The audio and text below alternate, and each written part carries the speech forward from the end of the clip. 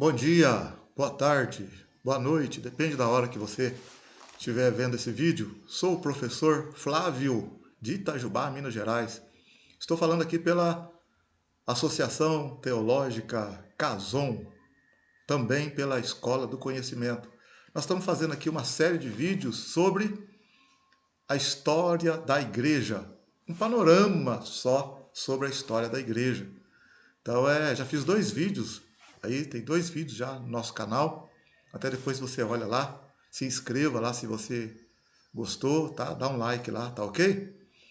Nós estamos aqui, de forma geral, assim, dando uma passada desde a época de Cristo e pretendemos chegar até os nossos dias, fazendo assim um panorama da história da igreja.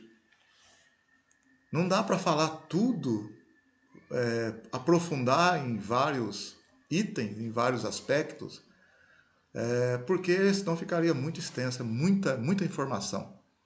Mas nós vamos aqui então, vou dar um resumo aqui do que nós falamos até agora e vamos pegar daqui para frente fazer esse novo vídeo, tá ok? Então eu vou mostrar para você o que nós já falamos. Fizemos 2 blocos, bloco 1, bloco 2, vamos para o bloco 3 agora. Nós já falamos sobre o século I, desde de Cristo, quando Cristo disse que ia estabelecer a igreja. Então, nós falamos ali então do nascimento de Cristo, né, da ressurreição, falamos depois dos discípulos, vida pós-ressurreição de Cristo, etc. O primeiro século. Depois falamos também um pouco do segundo século e terceiro séculos, quando nós falamos das perseguições do Império Romano sobre a igreja. E várias coisas nós falamos ali. Tá, até vou dar uma passada aqui para você poder se posicionar melhor. E vamos pegar hoje, então, no terceiro bloco. Vamos dar uma olhadinha aqui no que exatamente nós já falamos, para não fugir do nosso assunto, tá ok? Vamos lá. Então, o que nós já falamos no nosso quadro aqui, nós temos aqui o bloco 1, 2, 3, 4, 5, 6. Pretendemos chegar até aqui, ó. Até na igreja pós-moderna, na igreja de hoje. Então nós, no bloco 1, né, já começamos aqui, falamos aqui um pouco desse primeiro século. O que mais? Nós falamos sobre a pré-existência da igreja, aqui, pré-existência da igreja, e da igreja apostólica. Nós vamos ainda falar também, já falamos aqui até o ano 313, aqui ó, 313, tá ok? Falamos sobre a igreja perseguida no século 2 e 3. Hoje nós vamos falar aqui, ó, olha aqui que nós vamos falar hoje, a igreja imperial. Repetindo, hoje nós vamos falar sobre a igreja imperial. Depois nós vamos falar, no outro vídeo, no vídeo posterior, vamos falar sobre a igreja medieval. Depois vamos falar sobre a igreja reformada, tá ok? Depois vamos falar ali do bloco 6, da igreja missionária aqui, moderna e pós-moderna.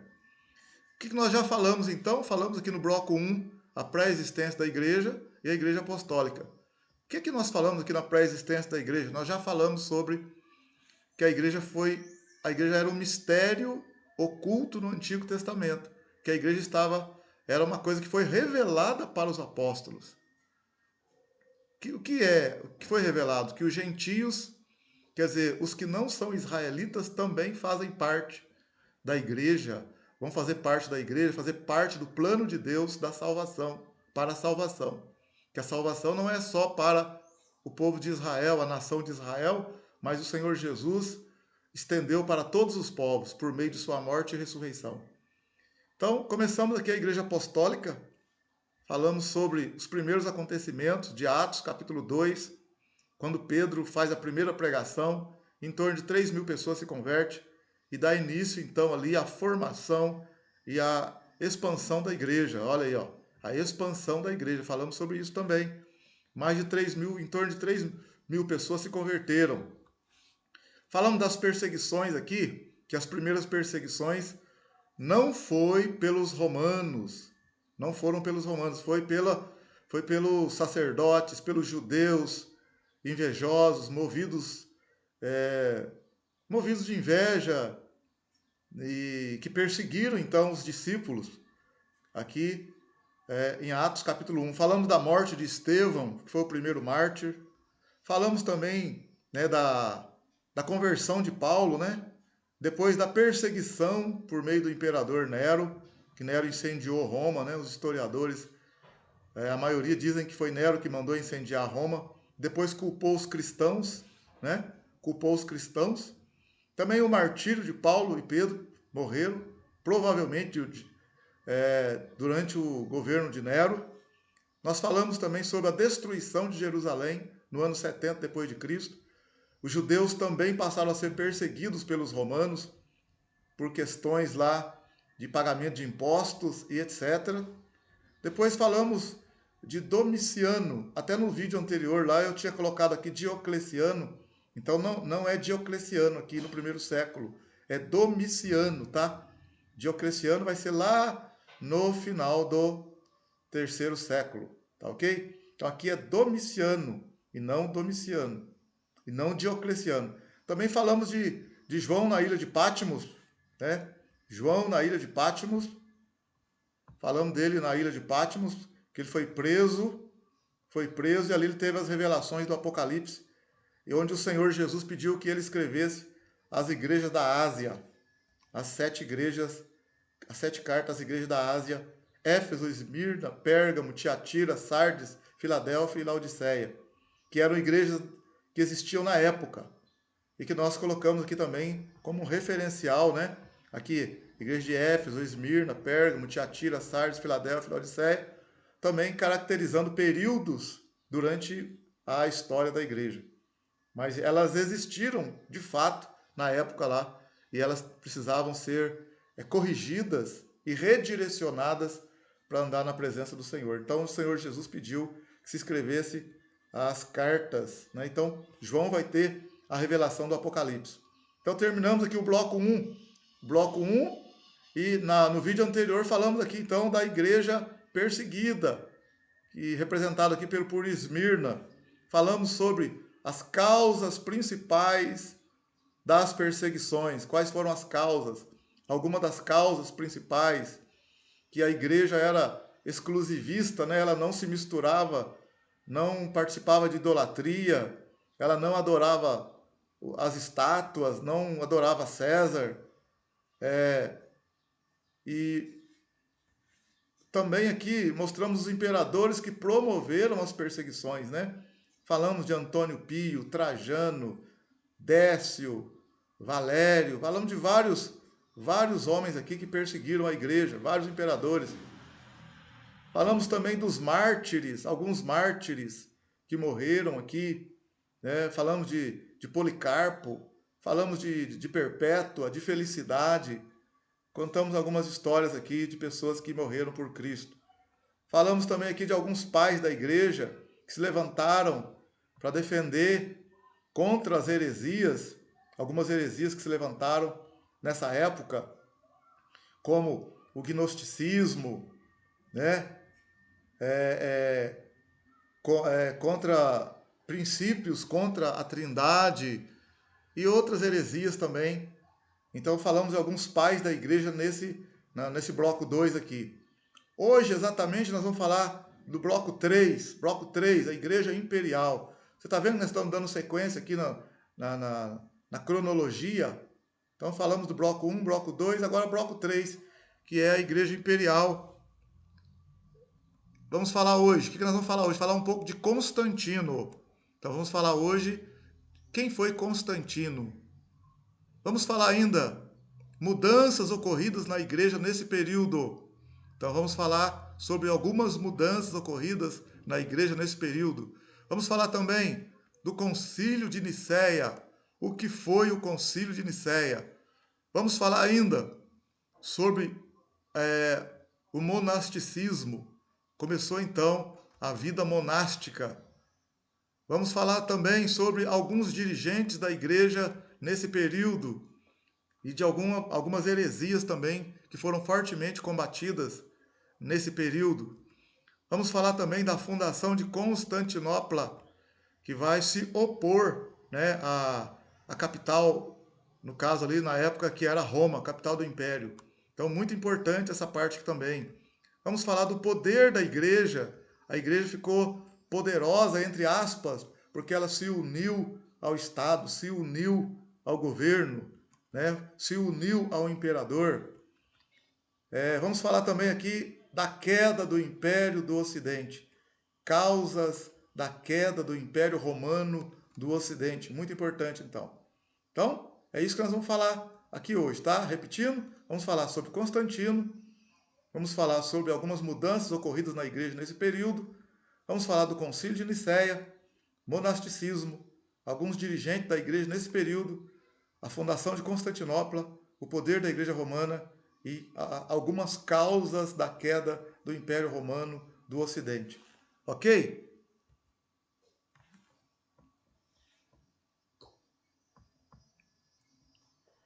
Esse vai ser o nosso assunto de hoje, então. Tá ok? Vamos falar um pouco sobre Constantino. Vamos falar o que aconteceu com a igreja, porque a igreja, até antes de Constantino, era perseguida pelo Império Romano. O que aconteceu? O que Constantino fez? Por que ele fez? Quais as consequências dos atos de Constantino? Quais atos Constantino realizou? De forma breve, de forma geral. Quais atos Constantino realizou? Quais as consequências desses atos para a igreja? Vamos falar também do Concílio de Nicéia. O que foi o Concílio de Nicéia? Né? É claro, um pouquinho antes do Édito ou do Edito de Milão, no ano 313, que é um edito de tolerância para a igreja. Né? O Constantino vai dar abertura para a igreja, ele vai permitir que a igreja não seja mais perseguida, mas que a igreja possa realizar seus cultos, suas celebrações. Ele vai também perseguir os pagãos, vai haver uma inversão agora. Né? Os pagãos, as igrejas que não cultuam o Deus do cristianismo vão ser perseguidas. Então vai haver uma inversão agora. A igreja que era perseguida não vai ser mais perseguida. Por quê? Porque Constantino vai abraçar a fé cristã. Então nós vamos ver o que isso acarretou. Vamos ver também a fundação de Constantinopla. Você vê Constantino, ele vai fundar uma outra cidade poderosa no Oriente. Roma está no Ocidente, lá, né? Na Europa, lá no Ocidente, que é a capital do Império Romano. Mas Constantino vai levantar uma outra cidade poderosa também, que é Constantinopla. Vamos ver também, a igreja vai crescer muito nessa época. Vai crescer muito a igreja nessa época. Isso vai ter, por um lado, alguns benefícios, mas também muitos malefícios à igreja. Por quê? Porque vai ser introduzida, vão ser introduzidas muitas costumes e hábitos pagãos dentro da igreja. Tá entendendo? Vamos ver também ali alguns dirigentes da igreja. Vamos ver alguns dirigentes da igreja nessa época. Algumas heresias como o pelagianismo, o arianismo, o apolinarismo. Tá? Vamos ver algumas heresias também. Tá? Vamos ver ali sobre Atanásio, sobre Alexandria, né? Os bispos de Alexandria, os combates no concílio de Nicéia. Vamos passar por Teodósio também, o imperador que vem lá nos anos 380 para frente, que vai por Teodósio que realmente oficializa-se, vai haver a oficialização do cristianismo no Império como religião oficial do Império Romano, só com Teodósio. Mas já tem ali os primórdios, né, uma abertura muito forte, uma tolerância muito grande com Constantino. Tá? E por final, nesse bloco de hoje, nesse vídeo de hoje, vamos ver também a queda do Império Romano do Ocidente. Tá? A queda do Império Romano, algumas causas dessas quedas. As invasões aí dos godos, dos visigodos, dos bárbaros. Por quê? Porque isso lá na frente vai causar uma influência muito grande na questão do levantamento de um bispo que se torna o Papa. A queda do Império Romano já vai fazer com que desponte de uma vez por todas um bispo de Roma, mas um pouquinho mais na frente, né, nesse vídeo aqui. Vai acarretar isso, porque lá na frente, então, quando o Império Romano do Ocidente cai, é necessário que alguém se levante ali para ajudar nas questões políticas e sociais, o que vai ficar sendo tarefa do bispo de Roma, mas lá na frente, tá? Então, vamos voltar então aqui, vamos começar aqui então com Constantino. Terminamos então o bloco 2, bloco 1, bloco 2, entramos no bloco 3, no final do governo de Diocleciano, e vamos ver agora o Constantino. Quem foi Constantino? O que ele faz no Império? E quais as mudanças, quais seus atos, as consequências para a igreja, como que a igreja fica nesse período de Constantino e um pouco depois de Constantino. Ok? Vamos comigo nessa aqui, em nome de Jesus.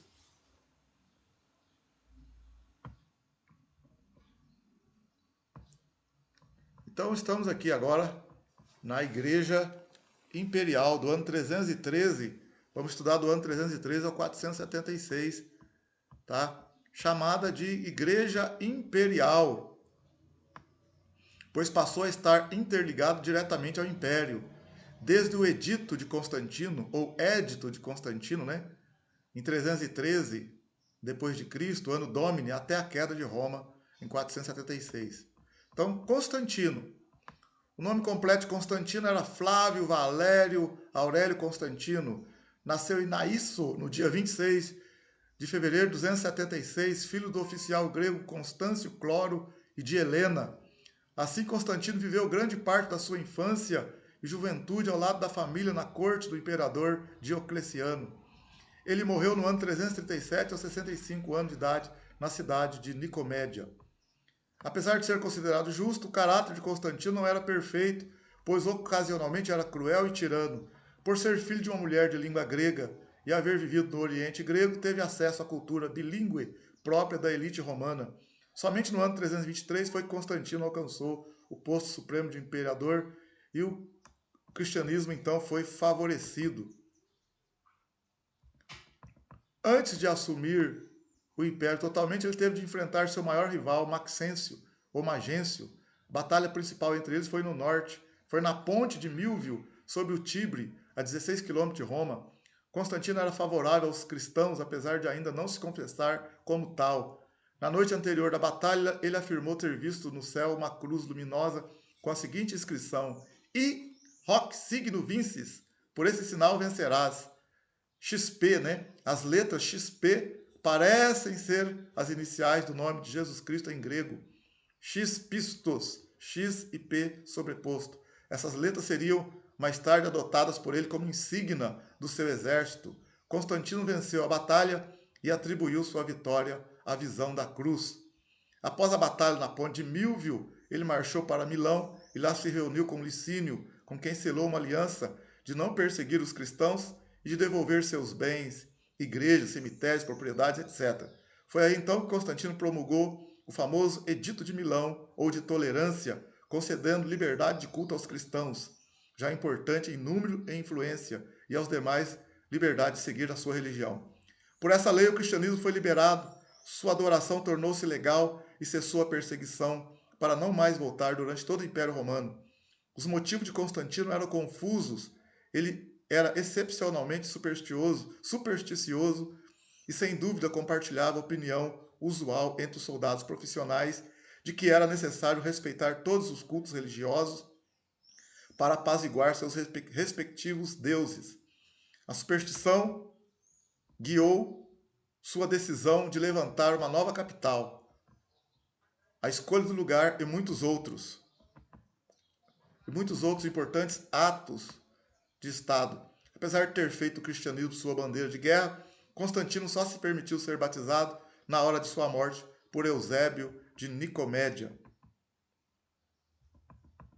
Constantino, como muitos outros cristãos naquela época, julgava que o ato do batismo lavava todos os pecados cometidos anteriormente, por isso queria ser batizado perto da morte para ter seus pecados finais perdoados. Se Constantino não foi um grande cristão, foi sem dúvida um grande político, pois teve a grande ideia de unir-se ao movimento que dominaria o futuro do seu império. Constantino buscou também estabilizar a produção rural frente à escassez de mão de obra, decretando com a lei do colonato a obrigatoriedade de fixação do colono na terra em que trabalhava. Era a intensificação do uso do trabalho servil em substituição ao trabalho escravo. Então nós observamos aqui, já então, que Constantino viveu na corte, né, no palácio, ali no término do governo de Diocleciano.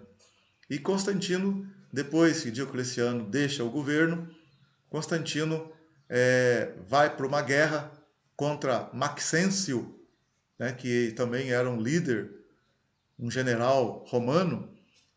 Estavam disputando, né, terras e o império. O que acontece é que Maxêncio perde a batalha, mas Constantino atribui a sua vitória ao Deus dos cristãos, porque ele disse que teve uma visão. Alguns dizem que não foi visão, que foi uma coisa que ele inventou até para poder aderir ao cristianismo e fortalecer mais o Império Romano, mas isso um ou outro historiador que diz isso.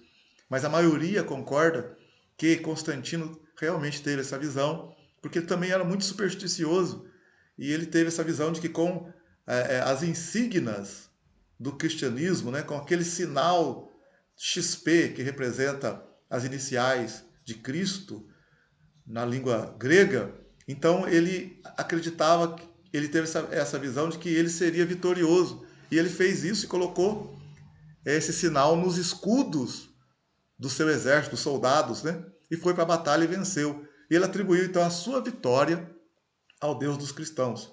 E ele então elabora e promulga o Édito ou Edito de Tolerância, Edito de Milão, no ano 313, fazendo com que houvesse tolerância para o cristianismo, que pudesse cada um confessar a religião, né, o cristianismo de forma tranquila. Então cessa ali a perseguição aos cristãos.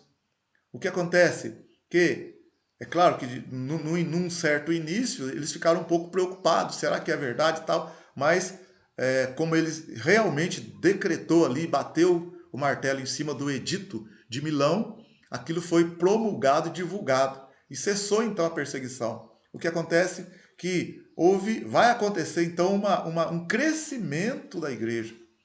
Muitas pessoas vão vir para a igreja, né? Ele devolveu então cemitérios, devolveu templos, terrenos, propriedades que tinham sido tomadas da igreja, né? Dos bispos. Então a igreja ali vai passar por um momento agora completamente diferente na história, né? Uma coisa que vinha lá desde o tempo de Nero, a perseguição dos romanos sobre a igreja, agora vai de forma oficial ser cancelada, vai ser abolida a perseguição dos romanos em relação à igreja. Outra coisa também interessante aqui é que Constantino também, ele não batizou ainda, não batizou durante o período que ele estava com saúde, mas quando ele estava já perto da morte, sabendo que ia morrer, ele pediu para ser batizado. Por quê? Porque muitos na época ali acreditavam que o batismo lavava os pecados. Então, ele ficou na dúvida se ele batizasse antes e ele pecasse depois, como é que ele ia fazer? Então, ele e outros que estavam com ele acreditavam que a pessoa, quando era batizada, ela era limpa dos seus pecados. Então, havia valorizava-se muito o batismo. E foi o que aconteceu com Constantino. Um pouco antes da morte dele, pediu para ser batizado. Então, aqui nós já estamos vendo aqui o que aconteceu então com esse imperador. Ele recebe então essa revelação, vai para essa batalha, vence a batalha, e ele então, peraí, dá tolerância agora para o cristianismo. Lembrar você que quem vai oficializar a religião do cristianismo para todo o Império Romano vai ser lá depois, em torno do ano 380 para frente, com o outro imperador lá na frente, o Teodósio. Aqui Constantino vai tolerar e permitir, então, que o cristianismo pudesse ser celebrado por todas as pessoas ali. E também cortou a perseguição. Um grande avanço para a igreja, no certo sentido, né? Vamos lá.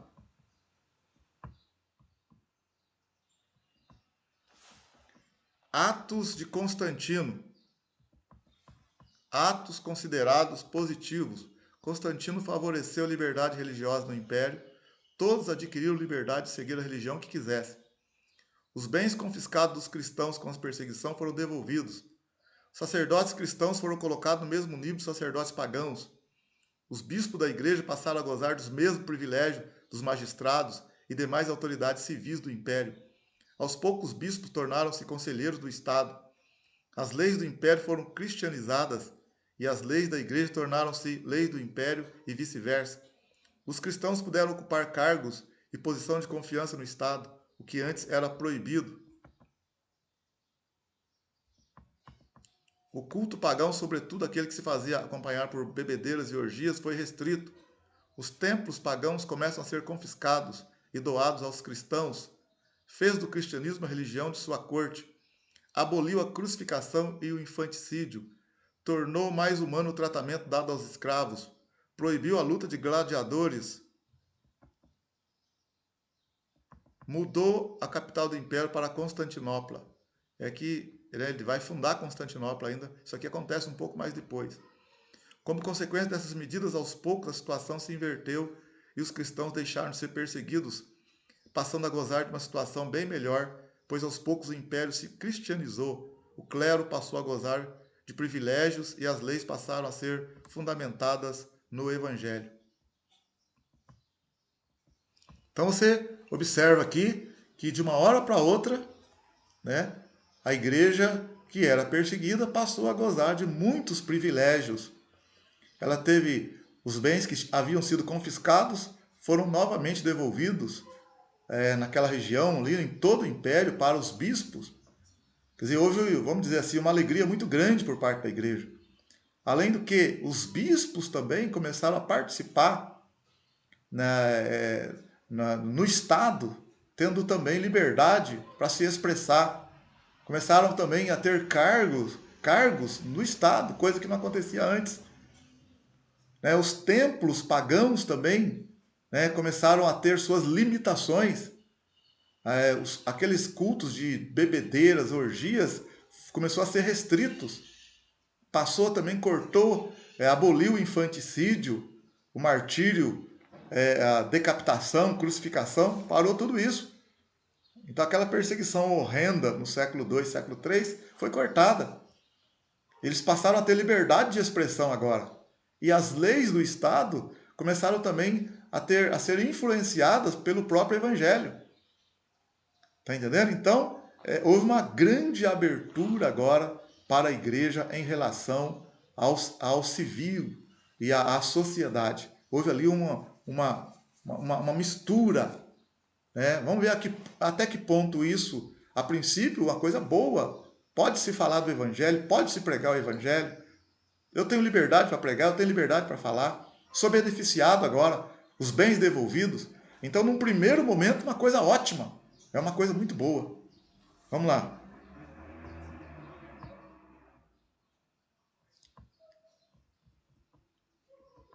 Atos, vamos ver aqui. Atos que foram surgindo pareciam positivos e aos poucos se tornaram negativos.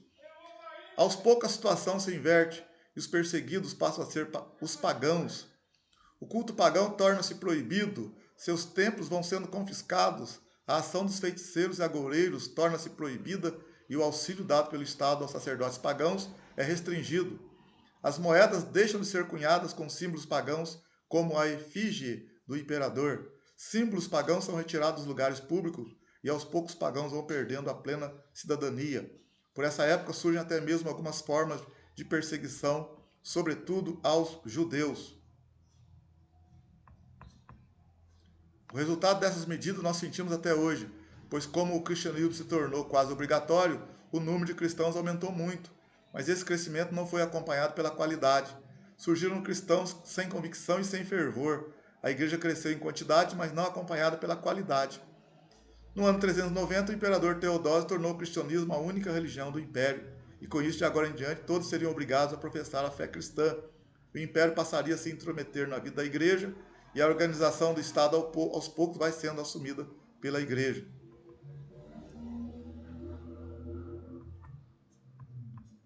Continuando aqui, mudanças ocorridas na igreja. Os templos da igreja foram restaurados pelo império, novamente abertos em toda parte. O próprio Constantino deu exemplo, mandando construir templos em Jerusalém, em Belém, na nova capital, Constantinopla. 2 gerações após, começaram a aparecer as imagens nas igrejas.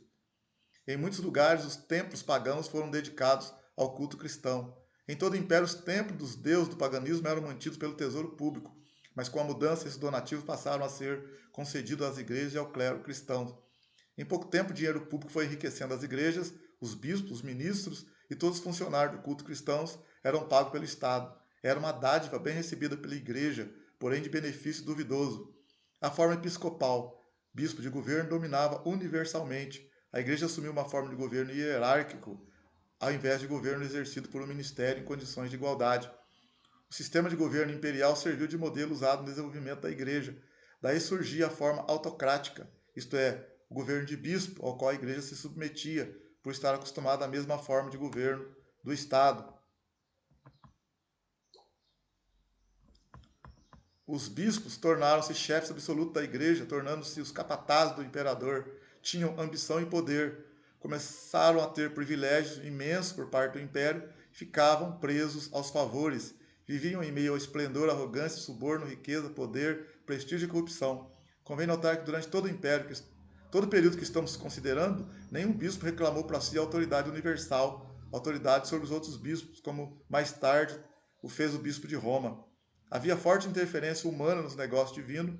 Ao clero foram concedidos muitos privilégios, a princípio nem sempre dados pelo império, mas por costume, que por pouco depois se transformou em lei.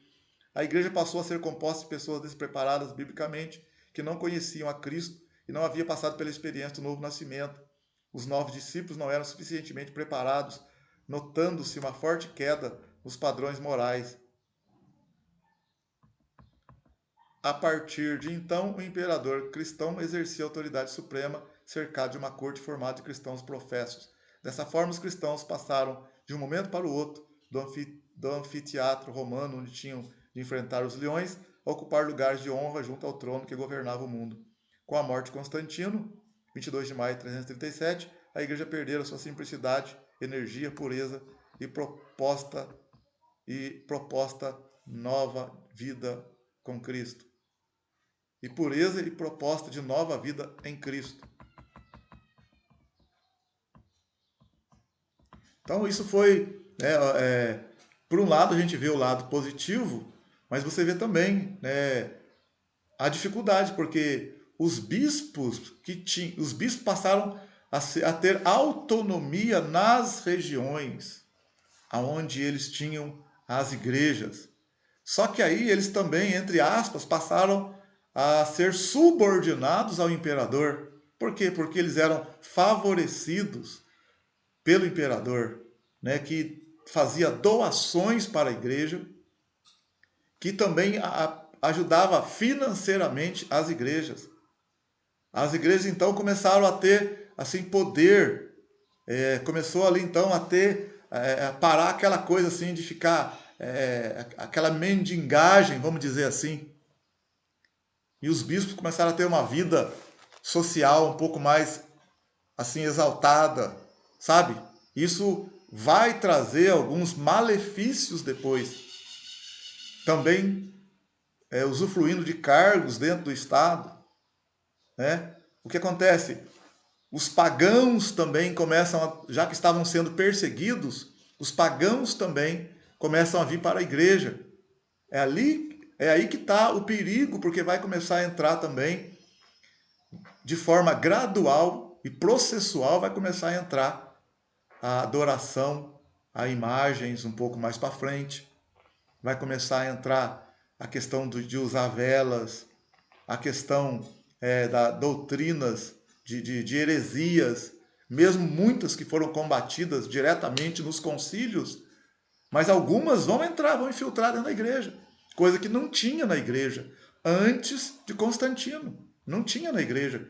Muitas, adoração a imagens, a doutrina do purgatório, a adoração a Maria, né, que vai ser ali oficializada praticamente no concílio de 431.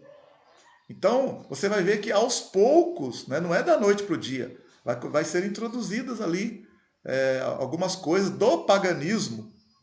Está entendendo? A reza para os mortos, a questão da missa como sacrifício, né? Ela serve como um sacrifício também, faz parte da salvação. A questão da doutrina das boas obras, a questão do bispo que vai se é preciso por necessidade social, política, né? Que se coloque alguém para liderar toda a igreja por causa também das heresias, né? Assim, supostas heresias e heresias mesmo, para ajudar na liderança da igreja.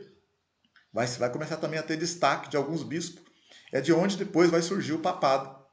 Então as coisas vão acontecendo gradativamente. Você vê que a igreja que começou lá com Cristo, que começou lá com os apóstolos, né? Que depois foi perseguida pelo Império Romano, ali a partir de Nero, e depois no segundo século, né, por vários imperadores, Trajano, Décio, e, né, Antônio Pio e outros ali, a igreja que é perseguida, que ninguém quer ser cristão do nada, porque a exaltação no segundo século, nos meados do primeiro século, segundo século, terceiro século, quem tinha liberdade de culto eram os pagãos, era o politeísmo. Agora inverteu tudo. Mas isso, por um momento, parece uma coisa boa, mas também vai ter, apesar dos pais da igreja estarem ali, né, junto com o imperador, para não deixar entrar heresia, mas tem muita gente que vai estar na igreja que não é convertido. O próprio imperador Constantino também vai, num determinado momento, favorecer o semi-arianismo, que nós vamos ver daqui a pouco. Você vê que não é fácil, não foi fácil. A história da igreja é uma história assim de altos e baixos. E a questão de entrar dogmas na igreja que não estão de acordo com a palavra de Deus não foi da noite para o dia, foi de forma gradativa. E esse período é um período crucial, onde ao mesmo tempo é uma coisa boa, mas também que tem consequências negativas para a igreja.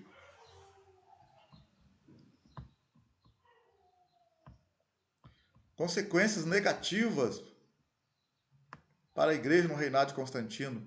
A oficialização do cristianismo como religião do Estado foi uma maldição para a igreja. Toda a pompa dos cultos pagãos foi passada para o culto cristão. As roupas e vestes do sistema pagão entraram para os cultos da igreja. Paganização da igreja. Os costumes e a cerimônia do paganismo foram pouco a pouco se infiltrando nos cultos de adoração. Festas pagãs foram introduzidas na igreja com nomes diferentes. Essa paganização da doutrina que favoreceu o sincretismo religioso, pois muitos se converteram por conveniência. Cultos de adoração aumentavam em esplendor, porém eram menos espirituais e menos sinceros do que no passado. Ao invés do cristianismo transformar o mundo estava transformando a igreja. Humildade, santidade, pureza e proposta de nova vida com Cristo foram substituídas pela ambição, orgulho e arrogância. O reinado de Cristo fora rejeitado. Passou a existir o reinado do céu, o reinado de Roma e o reinado da igreja. Então o reinado de Cristo foi rejeitado. Passou a existir o reinado do céu, reinado de Roma.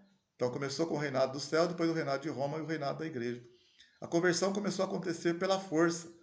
Todas as ofertas dadas aos templos pagãos ou aos seus sacerdotes foram confiscadas e transferidas para os templos cristãos. Os sacrifícios e ritos de adoração pagãos foram proibidos.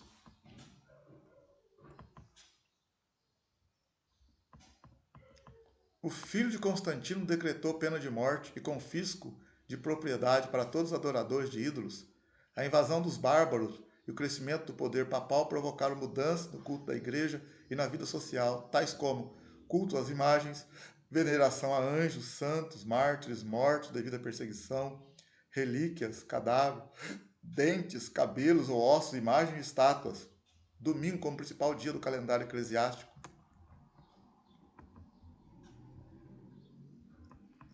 Festa de Natal tornou-se uma prática regular em meados do século IV, adotando-se a data de dezembro anteriormente usada pelos adoradores de Mitra.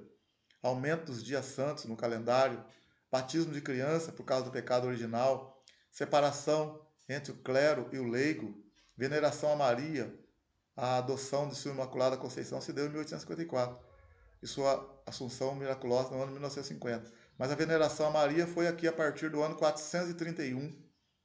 Maria, chamada Mãe de Deus, a virgindade eterna de Maria, crença nos poderes intercessórios, pois Maria jamais cometera pecado, celebração em túmulos, oração pelo descanso da alma do santo, por isso a igreja de capelas nos túmulos, procissões, peregrinação à Palestina.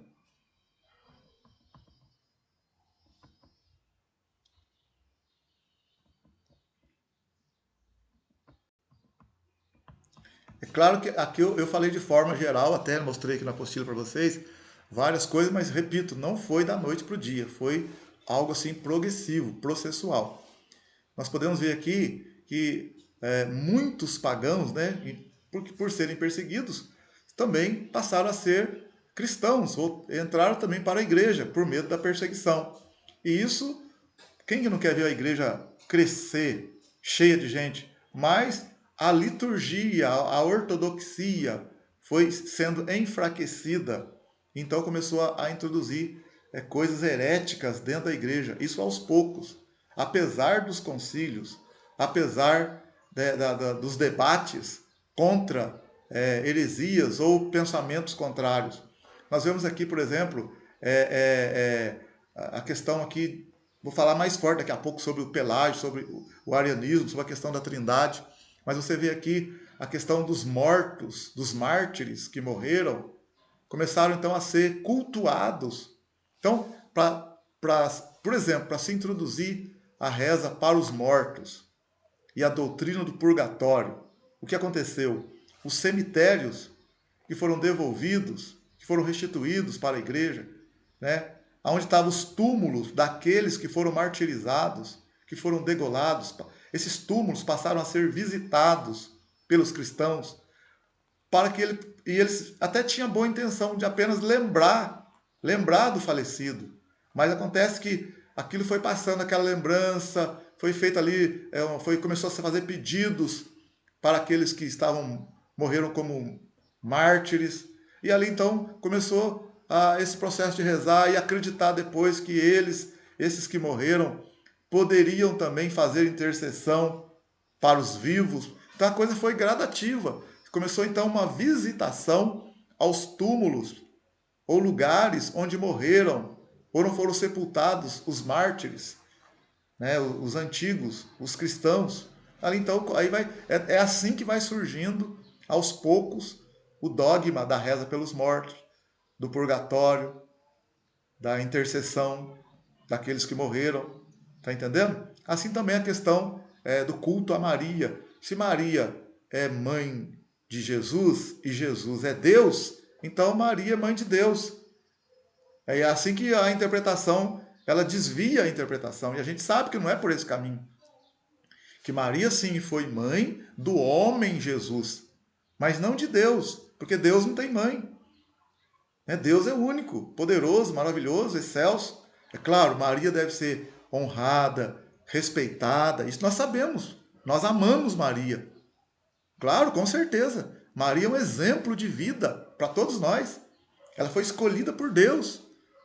Mas ela veio para você ver, quando ela foi escolhida por Deus, o anjo veio falar com ela, o anjo falou para ela que ela era bem-aventurada, né, dentre as mulheres, e o anjo falou para ela que ela ia conceber e dar à luz a um filho.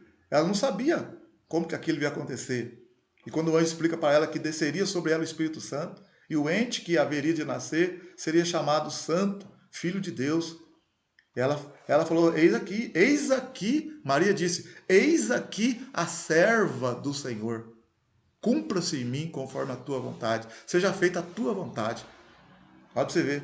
Então ela se considerou como serva do Senhor.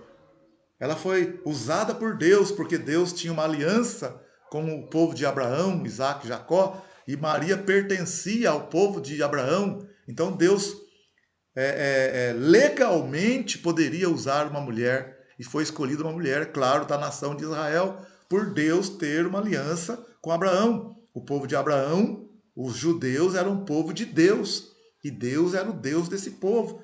Por isso é que Deus usa uma mulher de Israel, não uma mulher de outros povos, por causa da aliança. Deus não entra, né? Jesus não vem para a terra como Senhor e Salvador de forma ilegal, ele vem de forma legal, porque Deus tem uma aliança com o povo de Abraão, no qual Maria pertence. Então, Deus tem direitos, como tem deveres, entre aspas, e esse povo também tem direitos. Deus tem direito de usar uma mulher que pertence ao povo dele, no qual ele tem uma aliança. Por isso, então, que ele usou Maria, foi escolhida por Deus, e ela foi bem-aventurada entre as mulheres. Mas a partir daí, fazer uma adoração a Maria, aí já é uma coisa que não é bíblico. Por quê? Porque nenhum discípulo adorou Maria. Ninguém durante a época de Cristo foi incentivado a adorar Maria. Os magos, quando vieram para trazer ali um presente para o menino Jesus, se você ler lá Mateus capítulo 2, eles adoraram o menino Jesus. Ninguém adorou Maria, ainda que Maria foi respeitada, honrada. Maravilha, sem problema nenhum. Não temos nenhuma dificuldade com isso. Mas a adoração, desde criança até a sua morte, até hoje, biblicamente falando, é para Jesus. Mas você vê que a interpretação foi distorcida. E a heresia vai entrando aos poucos. Se Maria, a interpretação dada, se Maria é mãe de Jesus, Jesus é Deus, então Maria é mãe de Deus. Interpretação errada, porque Deus não tem mãe, mas Maria foi mãe do homem Jesus. E ela foi uma bem-aventurada por isso, escolhida por isso, mas não deve ser adorada, mas deve ser imitada nas suas atitudes. Então, aos poucos, né, depois de Constantino, durante o imperador Constantino, por essa aliança com o Estado, e ele abrir, então, para que a igreja cristã tenha liberdade, começa a entrar heresias dentro da igreja. E vai aumentando, até chegar no momento lá, em 1517, que o próprio monge, padre Martinho Lutero, dá um basta. E não aguenta mais, sai fora. É por isso que Martinho Lutero, um dos motivos, não só Martinho Lutero, mas os pré-reformistas, como Zwinglio, como Wycliffe, John Wycliffe, como John Hus, como os valdenses, e outros mais que vão não aceitar os dogmas da igreja. Por quê? Porque muita coisa começa a entrar dentro da igreja que não é e que não estava, né, antes de Constantino. Então Constantino faz uma coisa boa, uma coisa legal, mas que a igreja não tem suporte, estrutura para poder aguentar e rebater as heresias que vêm uma atrás da outra. O Constantino aqui estabelece também o domingo, né, que era uma homenagem, o domingo era um dia que era em homenagem ao Deus Sol. Então ele estabelece o domingo também como um dia separado, um dia em que alguns não precisavam mais trabalhar. Mas olha bem, deixar bem claro, a igreja do Senhor Jesus, os discípulos, eles não guardavam o sábado. Tá? Os judeus guardavam o sábado. Deixar bem claro, os judeus guardavam o sábado. Quando Paulo começou a pregar, né, lá, e os discípulos começaram a pregar o evangelho, em Atos capítulo 15, você vê o primeiro concílio em Jerusalém para discutir se deveria guardar a lei de Moisés ou não. E ali foi decidido que não precisava guardar a lei de Moisés. Paulo, escrevendo aos Romanos, capítulo 13, verso 8 em diante, fala, né, que a ninguém devais coisa alguma, a não ser o amor. Depois ele fala, se existe algum mandamento, algum outro mandamento, tudo nisso se resume. Amar a Deus em primeiro lugar é o próximo. Amar o próximo, a lei do amor, é o resumo da lei. É o que Cristo veio trazer para nós. Nós não estamos sem lei. Nós não estamos debaixo da lei de Moisés, mas também não estamos sem lei. Estamos debaixo da lei de Cristo, que é uma lei muito profunda, muito abrangente. Se a lei de Moisés diz que não se deve adulterar, a lei de Cristo diz que não se deve nem desejar a mulher do outro. Não é adulterar, não, nem desejar. Se a lei de Moisés fala que devemos amar o nosso próximo e odiar o inimigo, a lei de Cristo diz que nós temos que amar não só o nosso próximo, mas também amar o nosso inimigo. Você está entendendo? Se a lei de Moisés permite que só pode caminhar 1 milha no sábado, a lei de Cristo manda caminhar, pode caminhar 2 milhas.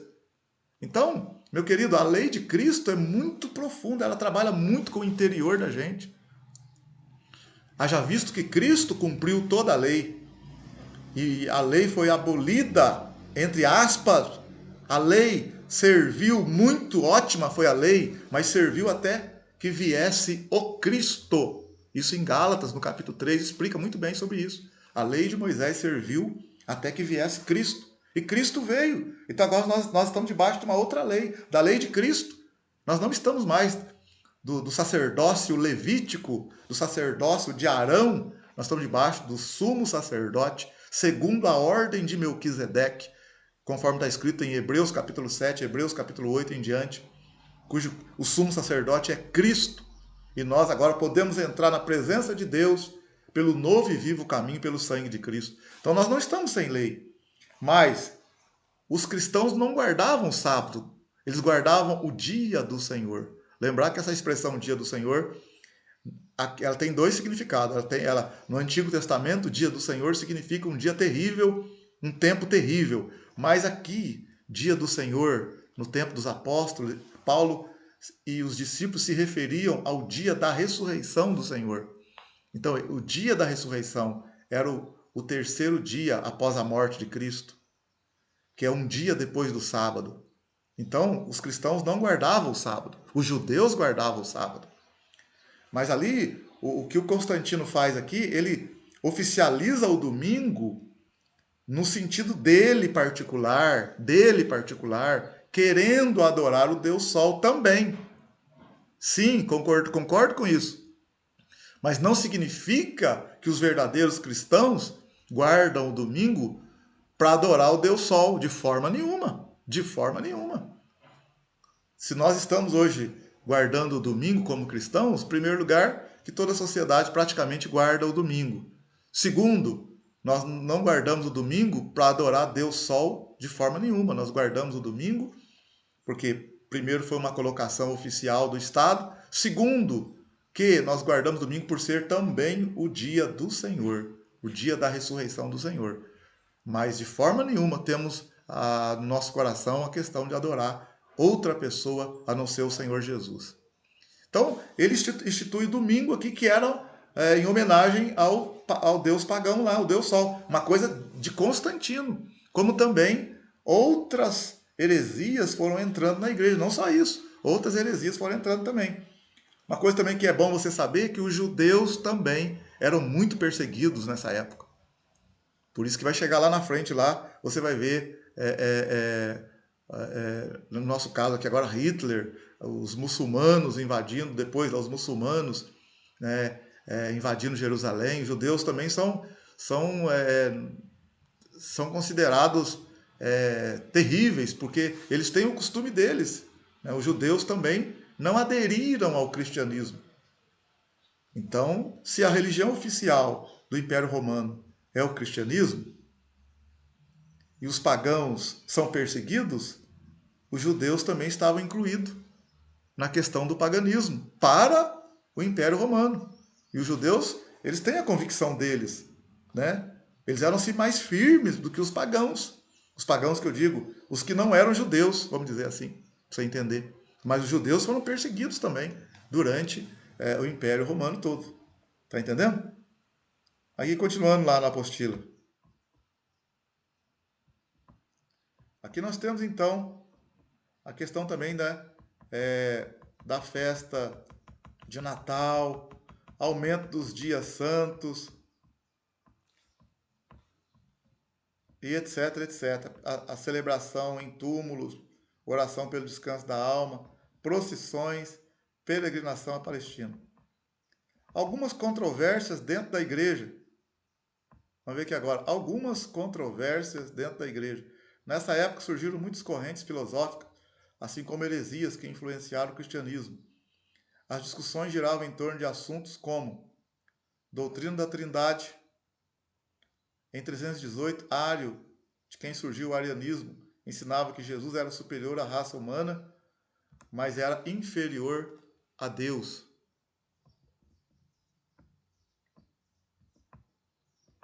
Nós temos aqui também a situação, né, de algumas controvérsias dentro da igreja. A questão aqui do arianismo. Ário, que era um presbítero de Alexandria, no Egito, ele teve muitos adeptos e ele pregava que Jesus era uma criatura de Deus. Jesus era um ser criado, que Jesus não era Deus. Então ele bateu de frente. O Ário não aceitava a questão da Trindade, da Santíssima Trindade, de que o Pai, o Filho e o Espírito Santo são coexistentes, coeternos. Ele não acreditava assim, ele acreditava e pregou sobre isso, que Jesus era um ser criado, que ele não partilhava da mesma substância de Deus. E Ário conseguiu muitos adeptos. Só que no concílio de Nicéia, em 325, né, ele foi confrontado. Ele foi confrontado e a doutrina do arianismo caiu por terra. Ário foi exilado. Só que depois surgiu ainda o semi-arianismo. Você acredita nisso? Um presbítero da Nicomédia surgiu também ali forte, né? O nome dele é Eusébio, surgiu forte ali com um semi-arianismo, uma coisa assim mais leve, sabe? E o que aconteceu? Até Constantino, o imperador, se deixou levar pelo semi-arianismo.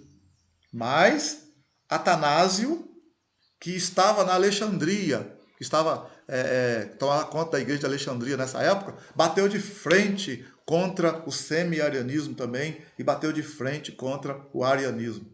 E depois, lá na frente, né, quem vai se levantar fortemente também, outros homens de Deus vão se levantar contra e vai abolir o arianismo dentro da igreja. Agora, o arianismo vai ter força fora da igreja, mesmo a igreja não aceitando, vai existir um grupo de pessoas que depois vão crer na doutrina do arianismo. E até hoje, nos nossos dias, nós sabemos de grupos religiosos que acreditam que Jesus não é Deus e que Jesus é um ser criado. Nós sabemos muito bem disso. Tá? Então essa é uma das doutrinas que foi confrontada também ali nessa época e foi resolvida um pouco no concílio de Nicéia e depois nos concílios subsequentes ao concílio de Nicéia. A igreja não aceitou a doutrina de Ário. Tá? A igreja aceita hoje que o Pai, o Filho e o Espírito Santo é um único Deus e três pessoas coexistentes, coeternas. Amém? Glória a Deus. Nós temos aí uma matéria, uma disciplina que fala sobre a Trindade. Uma matéria inteira, um vídeo inteiro que fala sobre isso, tá? Se você depois quiser saber maiores detalhes. Ainda temos aqui também uma outra controvérsia, que também a natureza de Cristo, aqui por Apolinário, bispo de Laodiceia, declarou que a natureza divina tomou o lugar da natureza humana de Cristo. A heresia de Apolinário foi condenada no concílio de Constantino. Então nós temos também aqui o apolinarismo. Ele foi um opositor do arianismo, mas ele tentou criar um modo de explicar a natureza de Jesus, sua humanidade e divindade, segundo a qual Jesus Cristo teria um corpo humano, porém dotado de uma mente exclusivamente divina. Então Apolinário também, ele foi contra o arianismo, mas ele adotou uma posição de que, né, Cristo teria um corpo humano, porém dotado de uma mente exclusivamente divina. Olha bem para você ver. Então que Cristo não era, a alma de Cristo não era humana. Cristo tinha um corpo, mas a alma dele era divina. Então é o tipo do semi-arianismo arianismo também. Um dos tipos. Você está entendendo? Então, essa doutrina também foi combatida e foi não aceita pela igreja. Temos também o pecado e salvação, Pelágio. Pelágio era um monge britânico que nasceu no século IV depois de Cristo. Em aproximadamente 405 depois de Cristo, ele foi para Roma, depois partiu para o norte da África. Pelágio se propôs a refutar as doutrinas ensinadas por Agostinho, o bispo de Hipona, que naquela altura já era uma figura proeminente dentro da igreja. Em 410, ele ensinava que nós não herdamos a natureza pecaminosa de Adão. Ela foi condenada no concílio de Cartago, em 418. Então, o pelagianismo. Quem foi Pelágio? Né? Pelágio foi um homem que se levantou contra a salvação pela fé em Cristo. Quem foi Pelágio, né? Pelágio, a gente não sabe muito dele, mas ele era um monge britânico que no final do século III, no final do século IV, século V, ele defendeu a tese de que o homem não nasce em pecado. O homem nasce sem pecado e que o homem tem um livre-arbítrio e que se ele souber usar o livre-arbítrio, ele pode viver uma vida sem pecado. Essa foi a doutrina de Pelágio, pelagianismo. Ele fala que Adão foi um mau exemplo. Adão teve o livre-arbítrio e usou de forma errada o livre-arbítrio. E que aqueles que vieram depois de Adão também pecaram, não porque Adão transmitiu ou porque nasceram em pecado. Ele diz que todos nasceram sem o pecado, mas pecaram por seguir o mau exemplo de Adão. E Jesus veio para dar um bom exemplo para nós. E que nós devemos seguir o bom exemplo de Cristo. Está entendendo? Então, que o homem não nasce em pecado, mas ele tem mau exemplo e bom exemplo. E com seu livre-arbítrio, ele pode, então, deixar de seguir o mau exemplo, no caso que semelhante ao de Adão, e seguir o bom exemplo, que é o exemplo de Cristo. O Pelágio foi condenado, né? Essa heresia em Roma e no concílio de Éfeso, no ano 431. Ele foi condenado por negar o pecado original e por não reconhecer que a graça de Deus é essencial para a salvação. Então ele, né, fez uma mistura ali, mas o pelagianismo também não prevaleceu. Aqui um detalhe aqui do concílio Nicéia, né?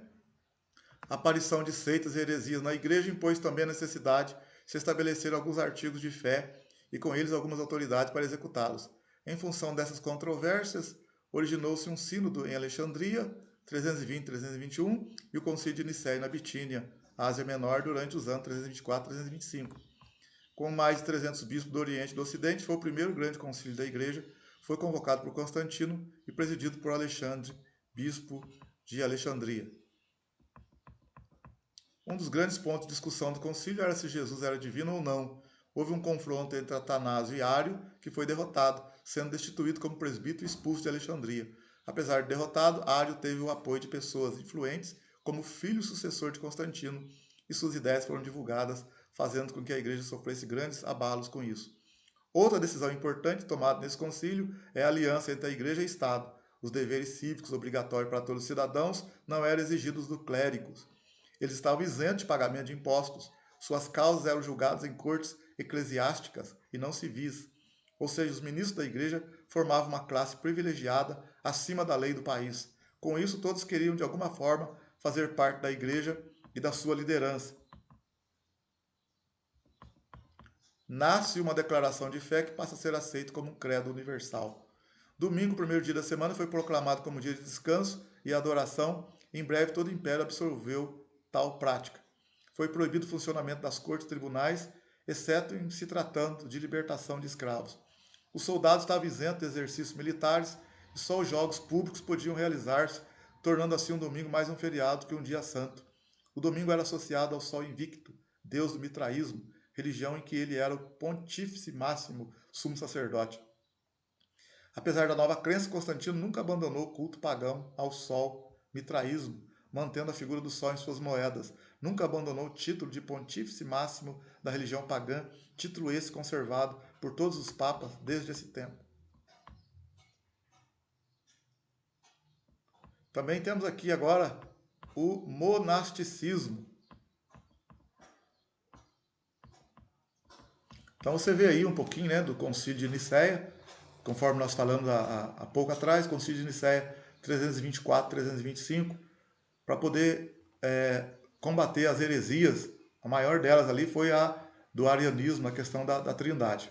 Né? Um dos homens também que se levantou fortemente contra isso foi Tertuliano. Tertuliano foi um homem que colocou as regras, né, um pouco antes, né, da doutrina da trindade. Mas o arianismo bateu contra o Tertuliano. E quem vai resolver isso são esses bispos, em torno de 300 bispos, no Concílio de Nicéia, na Bitínia, que vai decidir que o arianismo deve ser extirpado. Depois, conforme eu falei, surgiu o semi-arianismo.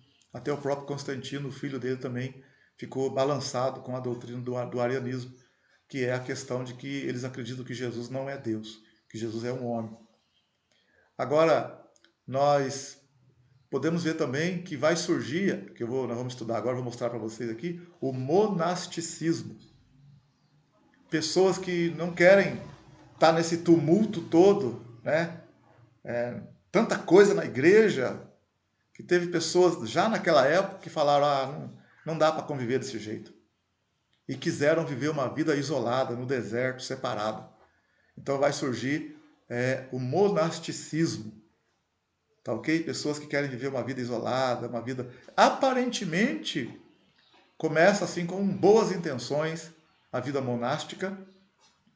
O monge começa com boas intenções, mas depois também vai começar a trazer algumas dificuldades, algumas preocupações para a própria igreja e para o império também. Mas vamos ver como é que surgiu o monasticismo durante esse período.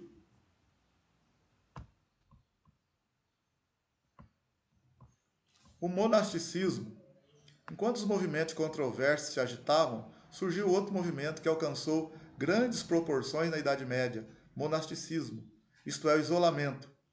Antão, ao nome do homem, Antão foi o fundador do monasticismo no ano 320. Ao ouvir a leitura bíblica na igreja, converteu-se e resolveu dedicar-se à vida monástica.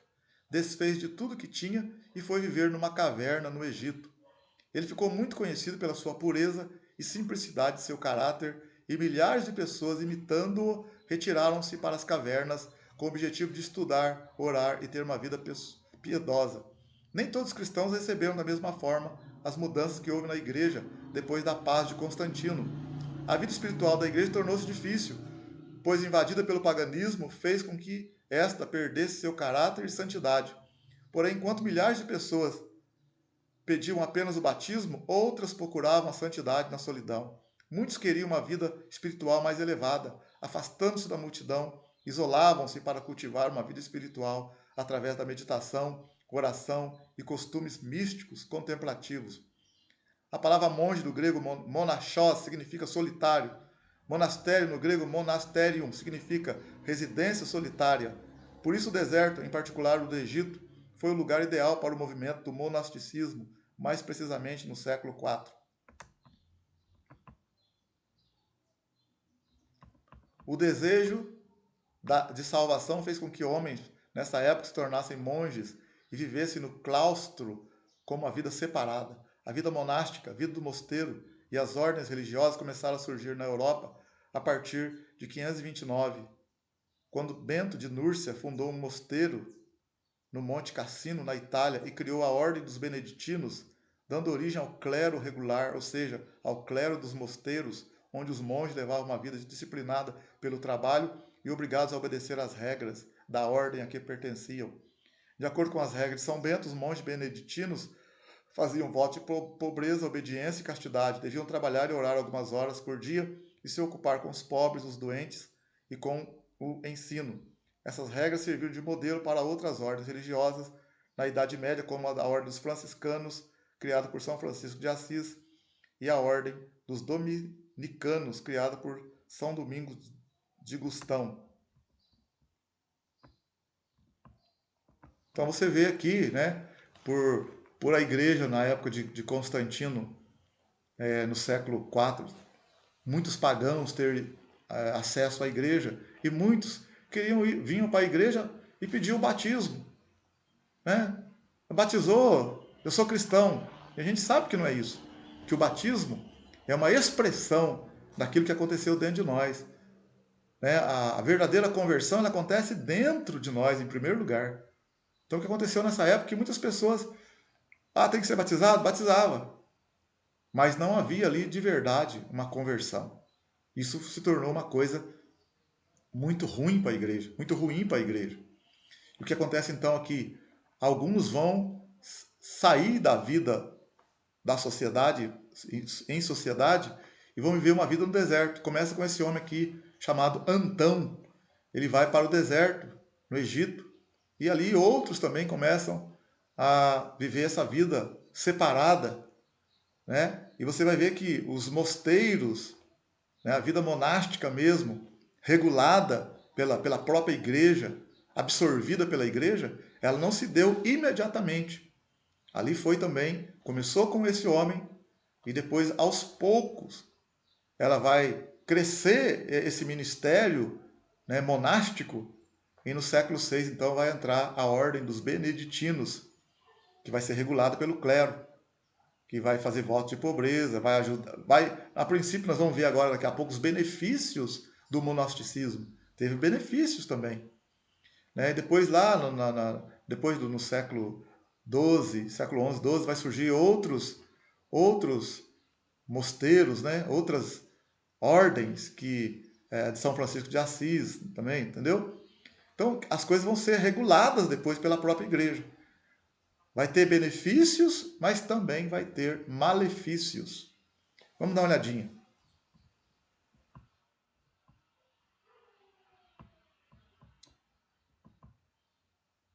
No início da ordem, cada ordem monástica era um benefício para a sociedade.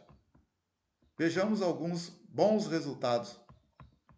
Os mosteiros davam hospedagem aos viajantes, aos enfermos e aos pobres. Serviam de abrigo e proteção aos indefesos, principalmente às mulheres e crianças. Guardavam em suas bibliotecas muitas obras antigas da literatura clássica e cristã. Sem as obras cristãs nos mosteiros, a Idade Média teria passado em branco. Os monges serviram como missionários na expansão do Evangelho, até mesmo entre os bárbaros. Apesar dos bons resultados que emanaram do sistema monástico, também houve péssimos resultados. O monacato apresentava o celibato como a vida mais elevada, o que é inatural e contrário às escrituras. Impôs a adoção da vida monástica a milhares de pessoas das classes nobres da época.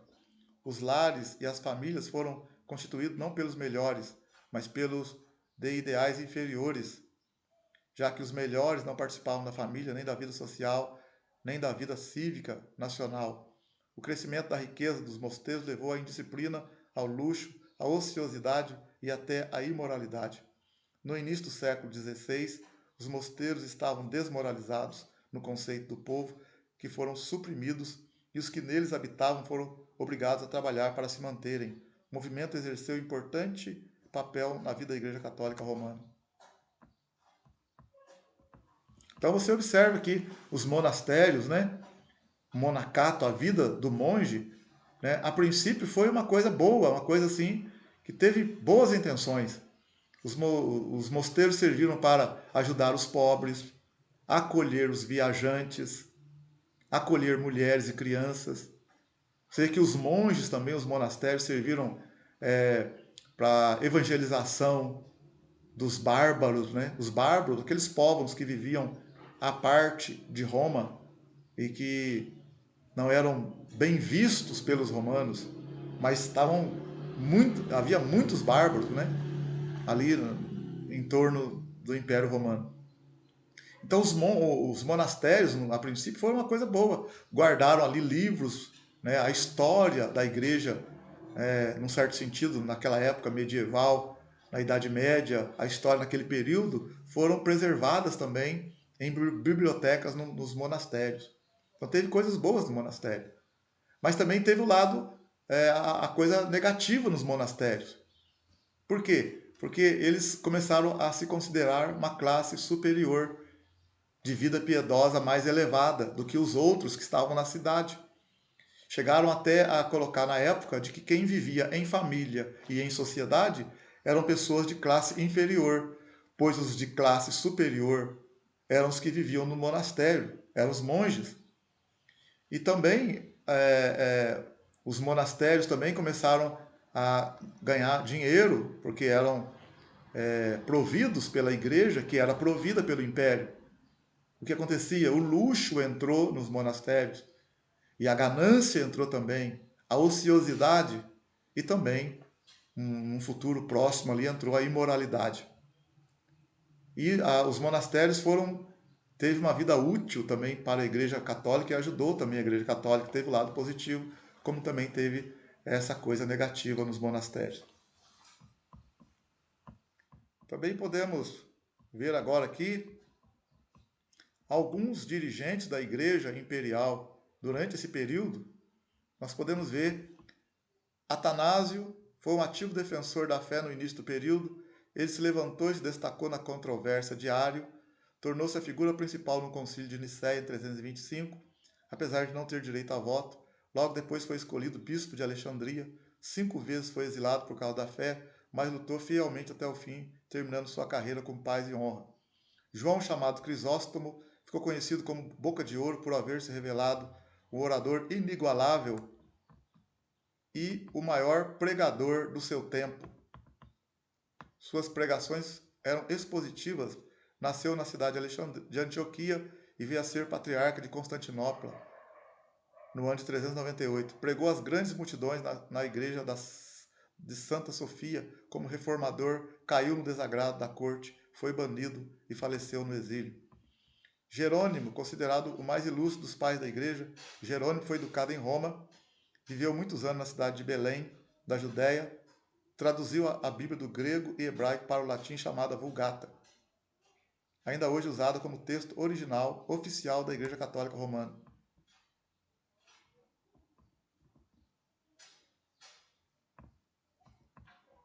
Então também surgiram aí muitos homens de Deus, né, que se levantaram para poder ajudar a igreja nessa época, no concílio de Nicéia, Atanásio. Nós vemos aqui também João Crisóstomo, um pregador poderoso também, que ajudou muito a igreja, falava muito bem, pregava muito bem. Vimos aqui Jerônimo, que você sabe que a Bíblia ela foi traduzida, a Bíblia do Antigo Testamento, primeira tradução do Antigo Testamento do hebraico para o grego, é chamada de Septuaginta. Isso foi feito em Alexandria, no ano de 280, 285 a.C. Essa é a Septuaginta. Agora, essa Bíblia que Jerônimo traduziu, São Jerônimo traduziu aqui, no século IV, final do século IV, é a chamada Vulgata, que é a Bíblia oficial da Igreja Romana. Então aqui ele traduziu o Antigo Testamento, né, para o latim. Alguns dizem que traduziu para o grego também, está aparecendo aí grego, mas ele traduziu para o latim, para a língua dos romanos.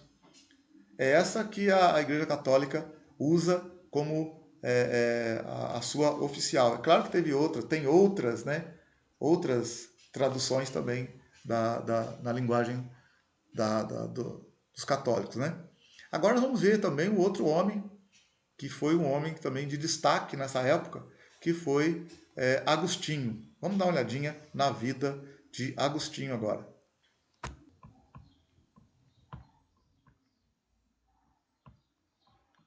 Agostinho, nascido no norte da África, tornou-se bispo de Hipona mesma região de seu nascimento. Quando jovem, brilhou por sua cultura, mas vivia em mundanismo. Era ambicioso e amante dos prazeres. Tornou-se crente por influência de Mônica, sua piedosa mãe, e pelos ensinos de Ambrósio, bispo de Milão, e das epístolas do apóstolo Paulo. Tornou-se conhecido como o grande teólogo da Igreja Antiga. Mais do que qualquer outro, moldou as doutrinas da Igreja na Idade Média. Entre as muitas obras de Agostinho destaca-se a Cidade de Deus, na qual ele faz magnífica defesa do cristianismo para tomar o lugar do dissolvente império. Sua fama e influência estão nos escritos teológicos sobre a teologia cristã, da qual ele foi o maior expositor desde os tempos de Paulo.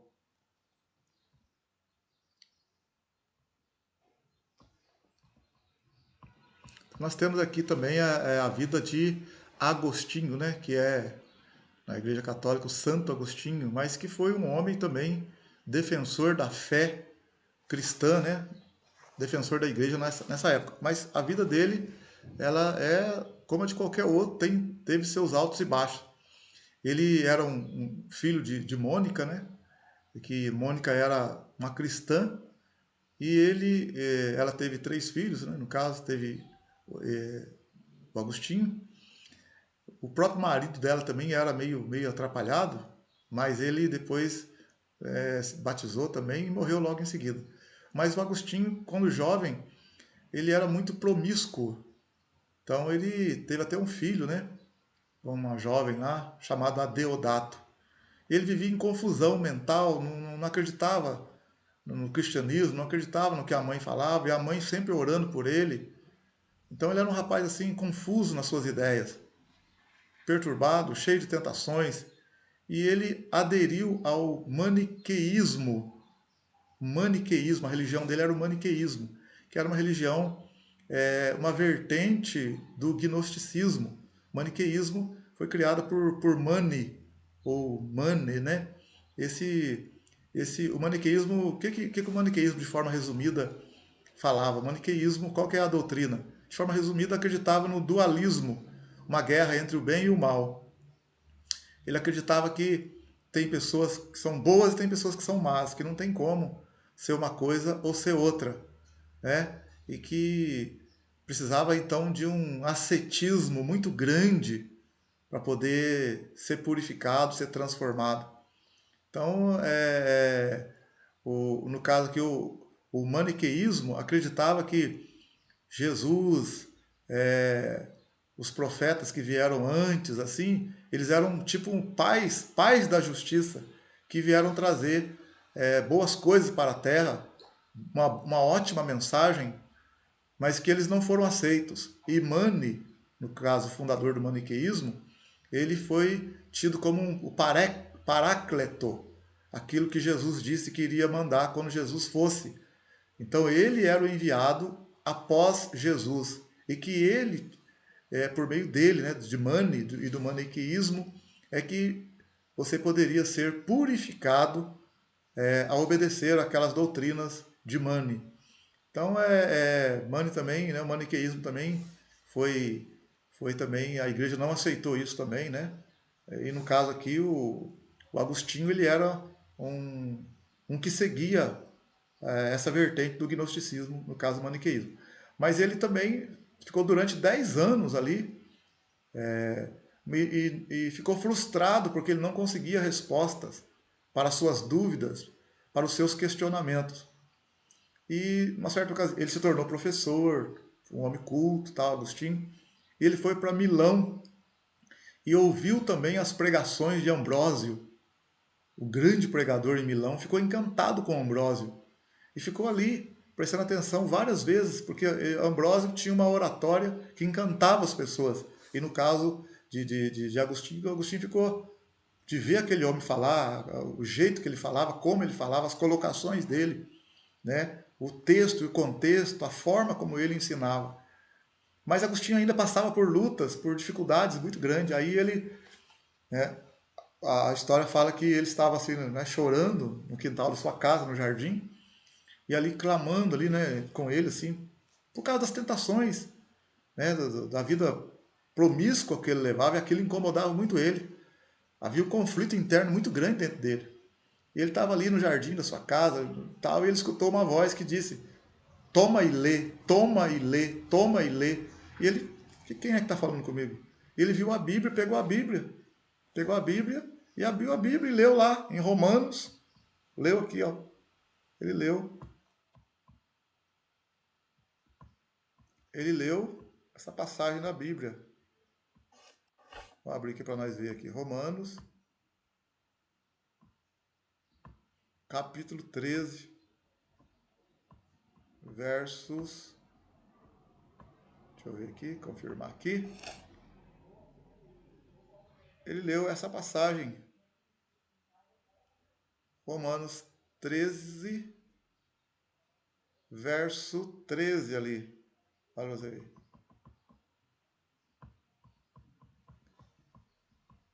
12. A noite é passada, o dia é chegado, rejeitemos, pois, as obras das trevas e vistamo-nos das armas da luz. Andemos honestamente como de dia, não em glutonarias, nem em bebedeira, nem em desonestidade, nem em dissoluções, nem em contendas e invejas. Mas revesti-vos do Senhor Jesus Cristo e não tenhais cuidado da carne em suas concupiscências. Ele leu esse texto e, claro, a partir dali então ele entrou no processo de conversão. Ele batizou tudo e se tornou um homem de Deus, um teólogo, né? Um cara que defendeu a igreja. Ele também ele fez várias publicações.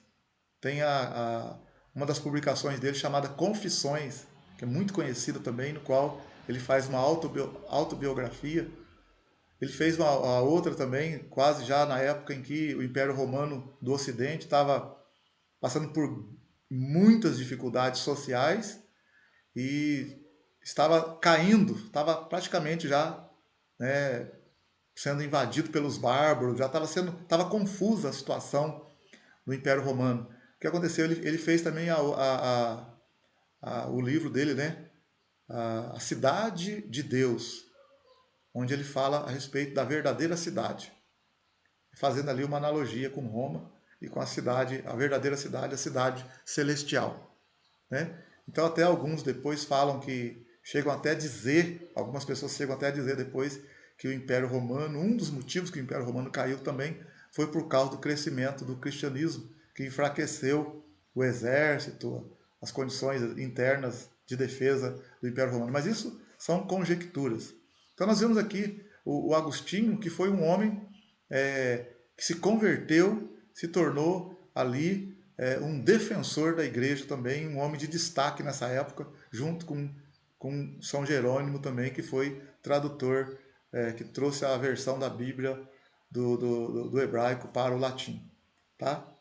Então ainda temos também aí agora a fundação de Constantinopla. Tudo isso acontecendo, gente. Outra medida de destaque tomada por Constantino foi a fundação de Constantinopla, uma segunda capital do Império, situada no Oriente com a finalidade de garantir a proteção da fronteira do leste. A posição geográfica de Roma em meio a imensas planícies deixava-a exposta aos ataques dos inimigos. Além disso, Constantino, como Diocleciano, havia criado um sistema de governo que não dava lugar para nenhuma parcela de autoridade ao Senado romano. Constantino desejava uma capital sem laço da tradição, uma capital sob os auspícios da nova religião. O local escolhido foi Bizâncio, cidade grega cuja existência contava cerca de 1000 anos e estava situado no ponto de contato entre a Europa e a Ásia. Bizâncio era uma cidade bem fortificada por natureza, que raras vezes foi conquistada, enquanto sua rival Roma várias vezes foi saqueada e vencida. Em Bizâncio, Constantino estabeleceu a capital e planejou a construção da grande cidade mundialmente conhecida durante muitos anos por Constantinopla. Na nova capital, imperador e patriarca, esse foi o título que posteriormente recebeu o bispo de Constantinopla. Então é interessante isso aqui, o bispo de Constantinopla futuramente foi chamado de patriarca. O imperador e o bispo de Constantinopla, o patriarca, viviam em harmonia. A igreja era honrada e considerada, porém eclipsada pela autoridade do trono. Portanto, o império ficou com duas capitais, Roma e Constantinopla. Em razão da presença e do poder do imperador e também pela índole submissa e dócil do povo, a igreja no Império Oriental tornou-se escrava do Estado, apesar de alguns patriarcas, como João Crisóstomo, afirmarem sua independência. Logo depois da fundação da nova capital, deu-se a divisão do império. Então o império foi dividido, as fronteiras eram demasiadamente extensas e o perigo de invasão dos bárbaros era tão grande que o imperador sozinho já não podia proteger seus vastos domínios. Constantino nomeou imperadores aliados. No ano 395, Teodósio completou a separação. Desde o governo de Teodósio, o mundo romano foi dividido em oriental e ocidental, separados pelo mar Adriático. Então nós temos aqui a divisão do Império Romano. Império Romano do Ocidente, capital Roma aqui, e Império Romano do Oriente, capital Constantinopla. Então o império foi dividido. Tá ok? Império Romano dividido. O poder da Igreja Romana.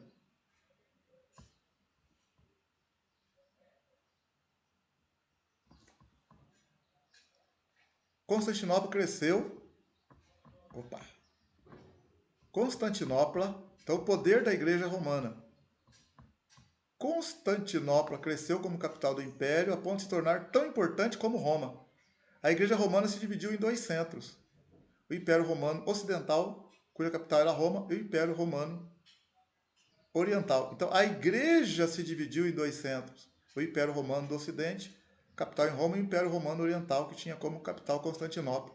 Roma afirmava seu direito de ser a capital da Igreja. A semelhança da organização da Igreja com o Império fortalecia a tendência da nomeação de um cabeça. Em um Estado governado por uma autocracia e não por autoridades eleitas, no qual o imperador governava com poderes absolutos, era natural que a Igreja, da mesma forma, fosse governada por um chefe. Em toda parte, os bispos governavam as igrejas, porém essa pergunta surgia constantemente: quem governará os bispos? Qual bispo deve exercer a autoridade que o imperador exerce no império? Os bispos que dirigiam igrejas em certas cidades eram chamados metropolitanos e mais tarde patriarcas. Havia patriarcas em Jerusalém, Antioquia, Alexandria, Constantinopla e Roma. Entre esses 5 patriarcas havia frequentes e forte disputa pela supremacia. Mais tarde essa disputa ficou somente entre o patriarca de Constantinopla e o Papa de Roma para saber qual dos dois seria o chefe da igreja. O bispo de Roma tomou o título de pai, que mais tarde foi modificado para papa, significa pai. Supunham que o termo bispo no século I tinha o mesmo significado que lhe dava no século IV, isto é, o de chefe do clero e da igreja. Roma reclamava para si a autoridade apostólica. Ela reclamava que Paulo e Pedro eram os fundadores da igreja. Surgiu então a tradição de que Pedro foi o primeiro bispo de Roma. Ora, como bispo, Pedro deveria, por certo, ser papa. Teoria petrina. Pedro, como principal entre os apóstolos, deveria exercer autoridade sobre a igreja. E para isso citavam 2 textos bíblicos. Tu és Pedro, e sobre esta pedra edificarei a minha igreja. Esse texto ainda hoje está escrito em latim na cúpula da Basílica de São Pedro, no Vaticano. Apacenta minhas ovelhas argumentavam da seguinte forma: se Pedro for o chefe da igreja, então seus sucessores, os papas de Roma, devem continuar a exercer a mesma autoridade. A organização da Igreja de Roma, assim como seus dirigentes primitivos, defendiam fortemente essas afirmações. Os bispos da Igreja de Roma, de um modo geral, eram muito mais fortes, sábios e enérgicos que os de Constantinopla, e por essa razão sua força era sentida em toda a Igreja. A influência da antiga tradição imperial que fizera de Roma a senhora do mundo ainda estava presente na sociedade romana. Havia um contraste notável entre Roma e Constantinopla. Roma fez os imperadores e eles fizeram Constantinopla. O imperador e a corte dominavam a igreja em Constantinopla, o que não acontecia em Roma. A Europa toda sempre olhou Roma com certa reverência. Agora a capital do império estava longe, estando o próprio império em decadência. O sentimento de lealdade para com o Papa pouco a pouco tomou o lugar da lealdade para com o imperador. Como o imperador estava longe de Roma, a única grande força política e espiritual que o povo tinha era a igreja de Roma e seu bispo. O bispo começou a assumir dupla função, política e religiosa. Era o bispo, por exemplo, que negociava as invasões dos bárbaros e resolvia todas as questões e negociações. Foi assim que em todo o Ocidente o bispo e chefe da igreja em Roma, o Papa começou a ser considerado como a autoridade principal de toda a igreja. Em 445, o imperador Valentiano reconheceu a supremacia do bispo de Roma nos negócios espirituais. Leão I, quando assumiu o trono episcopal, declarou Roma como sede apostólica. Foi dessa forma, por decisão do Concílio de Calcedônia, na Ásia Menor, no ano 451, que Roma, Império Ocidental, ocupou o primeiro lugar, Constantinopla, o segundo. Então você vê aqui, né, que houve a divisão do Império Romano em Império Romano do Ocidente, capital Roma, Império Romano do Oriente, capital Constantinopla.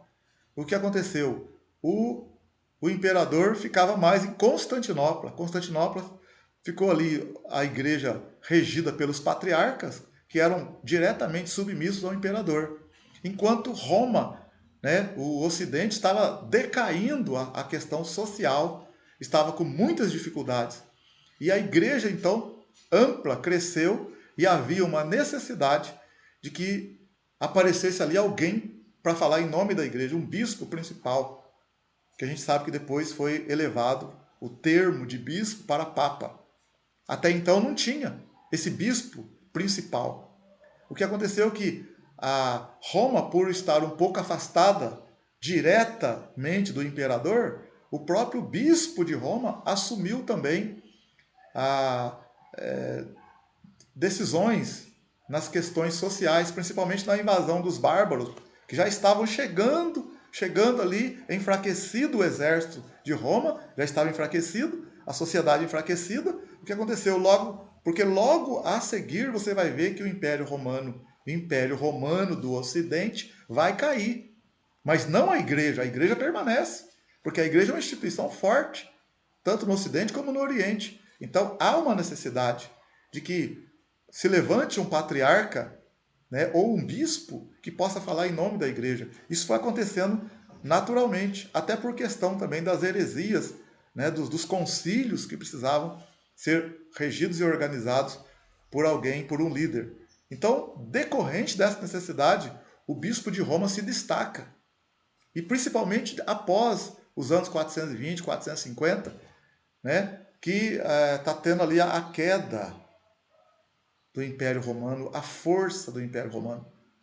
Mas Roma ela é uma cidade bem vista mundialmente, ela tem uma conotação assim de deslumbre, e também por isso o bispo de Roma vai se destacar. E alguns dizem que foi Leão I mesmo, considerado o primeiro papa da igreja, né? Alguns dizem assim. A autonomia então do bispo de Roma se eleva, se destaca.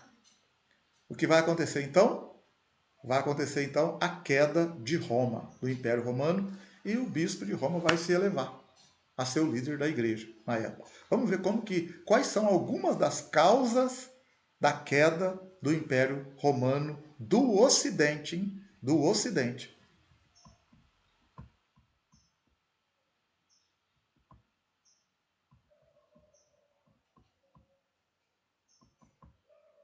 Causas da queda do Império Romano do Ocidente. As riquezas do império eram cobiçadas pelos povos bárbaros, seus vizinhos. A única forma de defender as grandes fronteiras era eleger vários imperadores ao mesmo tempo e investi-los de autoridade para agirem prontamente contra as invasões. Com a paz reinante nos últimos anos, o exército ficou destreinado, perdendo a prática de guerrear, e apesar da magistral disciplina de suas legiões, perderam tais vantagens para os bárbaros, que eram mais fortes, mais intrépidos e mais aptos para a guerra. As legiões eram normalmente, nessa fase de decadência, adestradas pelos próprios bárbaros, os quais às vezes eram contratados para defenderem a cidade de Roma contra seus próprios povos. A maior parte das legiões, seus generais e também muitos imperadores precediam as de raças bárbaras. Nenhuma nação que use estrangeiro para defendê-la poderá manter sua liberdade por muito tempo. O império também, além dos recursos humanos, estava enfraquecido pelas guerras civis que duraram gerações, provocado por vários pretendentes ao trono imperial. Os imperadores já não eram escolhidos pelo Senado, Quando um deles era assassinado, como foram na maioria, cada exército das várias províncias apresentava o seu próprio candidato e a decisão não era feita mediante votos, mas pelas armas. Durante o espaço de 90 anos, 80 chefes foram proclamados imperadores e cada um reclamava o trono. Sendo assim, o império empobreceu pela sede de poder e, como resultado, as guarnições militares foram retiradas das fronteiras e a terra deixada sem defesa à mercê dos invasores, tais como os visigodos, os vândalos, os francos, os ângulos e saxões, os hunos, os godos.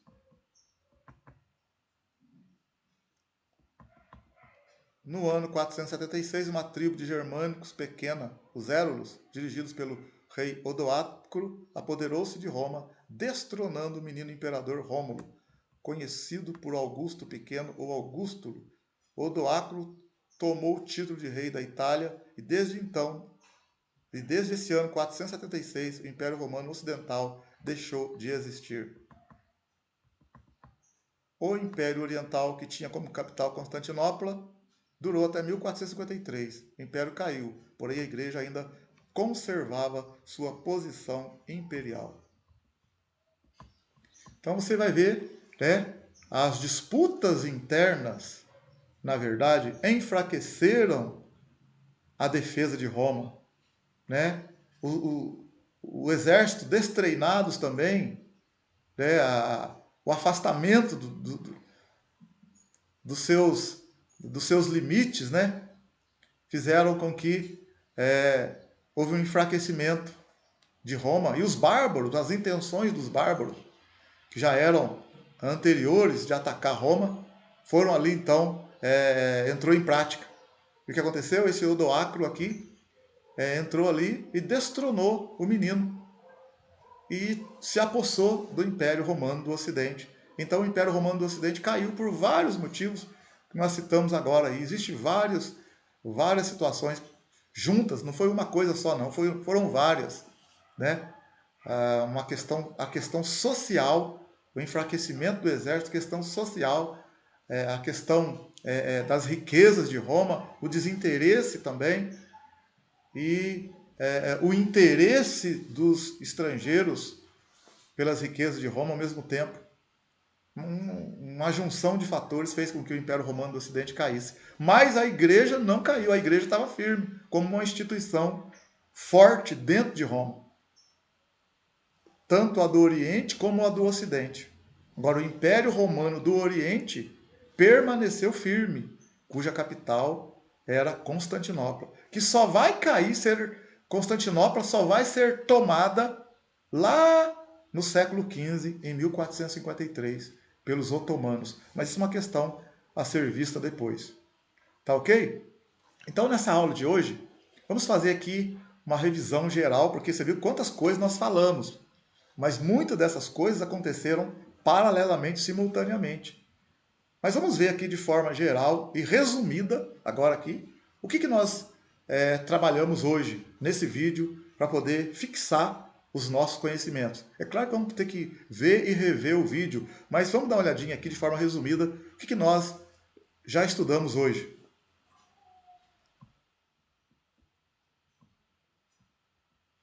Então hoje nós estudamos sobre a Igreja Imperial do ano 313 ao 476, a queda, onde se deu a queda do Império Romano do Ocidente. Falamos sobre Constantino, os atos de Constantinos, atos considerados positivos. Falamos também atos de Constantino que foram surgindo e pareciam positivos e aos poucos se tornaram negativos. Falamos também das mudanças ocorridas na igreja nesse período, consequências negativas para a igreja e controvérsias dentro da igreja. Falamos um pouco do concílio de Nicéia, né, em 325. Falamos sobre o monasticismo, a vida monástica. Falamos também de alguns dirigentes da igreja, né, Jerônimo, Agostinho, Atanásio, João. A fundação de Constantinopla, né, a divisão então do Império Romano do Oriente e do Ocidente, o poder da Igreja Romana que se elevou e também algumas das causas da queda do Império Romano do Ocidente. Tá? Então, completando aqui o nosso bloco aqui, nós já estudamos aqui o bloco 1, a pré-existência da igreja. Já estudamos o bloco 2, a igreja perseguida, causas e perseguições, causas principais das perseguições. Falamos sobre os imperadores, tudo no vídeo anterior, que promoveram as perseguições, os pais da igreja. Hoje nós falamos sobre Constantino, mudanças ocorridas na igreja nesse período, sobre o Concílio de Nicéia, sobre o monasticismo, alguns dirigentes da igreja nesse período, a fundação de Constantinopla, o poder da igreja romana e algumas das causas da queda do Império do Ocidente. No próximo vídeo nós vamos falar sobre a igreja medieval ou papal, aqui do ano 476 a 1453, a igreja medieval ou papal, no próximo vídeo. Então no próximo vídeo nós vamos falar aqui do bloco 4. Então hoje o que vimos foi aqui o bloco 3. Falamos sobre Constantino, mudanças ocorridas na igreja nesse período, Concílio de Nicéia, monasticismo, alguns dirigentes da igreja, fundação de Constantinopla, poder da igreja romana e algumas causas da queda do Império Romano do Ocidente. Então, meus queridos, você que está me ouvindo aí, assistindo esse vídeo, estamos aqui finalizando, então, essa matéria hoje, né? Aqui, esse bloco 3, você observou? Nós estamos montando um quadro. Bloco 1, que fala sobre a pré-existência da igreja e os primeiros movimentos da igreja apostólica. Depois, o bloco 2, nós falamos sobre, né, as perseguições da igreja, alguns imperadores que perseguiram a igreja. E agora, hoje, no bloco 3, falamos sobre a igreja imperial, falamos sobre os Constantino, o que Constantino fez, né? Ele proibiu a perseguição a igreja, abriu então para que a igreja pudesse pregar o evangelho, devolveu terras para a igreja, permitiu que o evangelho fosse pregado. Surgiram também, durante o período de Constantino, algumas heresias que foram combatidas no concílio de Nicéia, em 325, depois no concílio em 380 também, durante o império de Teodósio. Observamos também aqui atos de Constantino que mudaram a posição da igreja naquela época, né? Os pagãos foram perseguidos e também a igreja cresceu o número de pessoas na igreja, porque a igreja foi aberta para todas as pessoas. Então os pagãos foram perseguidos, eles deixavam o paganismo, se batizavam e vinham para a igreja. Isso teve lado positivo e lado negativo. Um dos lados negativos foi com que faltou qualidade, faltou conversão verdadeira dentro da igreja. Foi onde começou então a entrar algumas doutrinas não bíblicas, né? Algumas heresias aos poucos, não de a noite para o dia, aos poucos. Ainda que tinha concílios que combatiam a heresia, como do Ário, né? Do Pelágio, né? Do Sabélio, do Apolinário, mas também teve algumas infiltrações. No caso ali, rezar pelos mortos, depois a doutrina do purgatório mais para frente, a adoração de imagens que vai entrar mais para frente, né? E outras que nós vamos falar durante os nossos próximos vídeos. Então nós tivemos aqui os atos de Constantino, que foram de uma certa forma benéficos, mas também que trouxeram prejuízos à igreja. Mostramos também aqui alguns pais da igreja, né? Alguns dirigentes da igreja. Falamos de Jerônimo, falamos de Agostinho, de Atanásio, de João Crisóstomo. Falamos também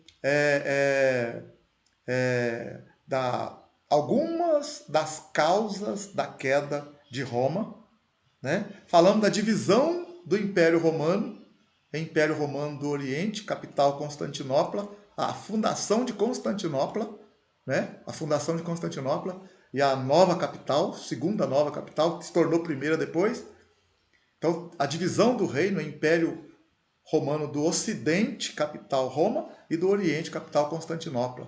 E falamos da queda, então, do Império Romano do Ocidente, mais do poder do bispo de Roma que se elevou. E alguns dizem que foi Leão I, aí que se tornou, então, o primeiro Papa. E no que eles se basearam? Começou ali, então, a entrar aqueles pensamentos de que Pedro foi o primeiro Papa. Então, Pedro foi o primeiro bispo de Roma, e então ele foi Papa de Roma, bispo de Roma. Então, os seus sucessores deveriam também ser de Roma. Então, fizeram ali uma cadeia sucessória, partindo de Pedro. Mas até aquele momento, assim como Papa mesmo, como a gente conhece hoje, não tinha. Não tinha, você está vendo.